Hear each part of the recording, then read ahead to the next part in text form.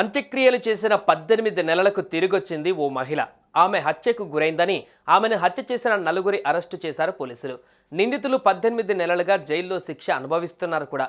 అయితే ఆమె దాదాపు 2 ఏళ్ల తర్వాత సడన్గా తిరిగొచ్చి అందరికీ షాక్ ఇచ్చింది. మధ్యప్రదేశ్లో చనిపోయిందనుకున్న మహిళ ఇంటికి తిరిగి వచ్చి షాక్ ఇచ్చింది.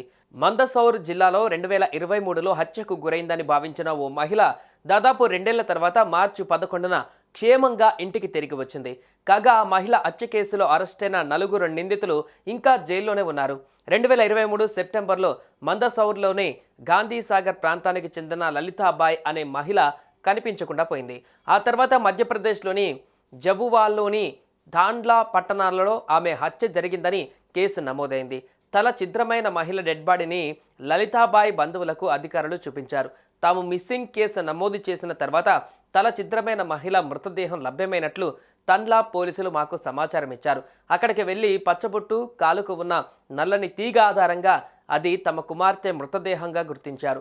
అంత్యక్రియలు కూడా నిర్వహించారు. ఇంటికి తిరిగి వచ్చిన లలితాబాయిని పోలీసులు ఆశ్రయించగా తెలిసిన వ్యక్తి తనను మోసం చేసి 5 లక్షలకు అమ్మేశాడని, ఇప్పటి వరకు బందీగా ఉన్నానని చెప్పింది. అవకాశం చిక్కడంతో వారి చెర నుంచి బయటపడి ఇంటికి తిరిగొచ్చానని వివరించింది. అసలు విషయం ఏంటంటే, మందసౌర్ జిల్లాలోని నవాలి గ్రామానికి చెందిన లలితాబాయి షారూక్ అనే వ్యక్తితో కలిసి ఇంటి నుంచి పారిపోయింది. కానీ షారూక్ తన పేరుతోనే ఉన్న మరో వ్యక్తికి లలితాబాయిని 5 లక్షలకు అమ్మేశాడు. రెండో వ్యక్తి తనను రాజస్థాన్లోని కోటాకు తీసుకువెళ్లాడని, అక్కడ దాదాపు 18 నెలల పాటు అతనితో ఉన్నట్లు లలితాబాయి చెప్పింది.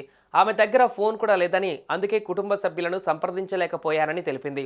అయితే అవకాశం వచ్చిన వెంటనే పారిపోయి ఇంటికి తిరిగి వచ్చినట్లు లలితాబాయి వివరించింది.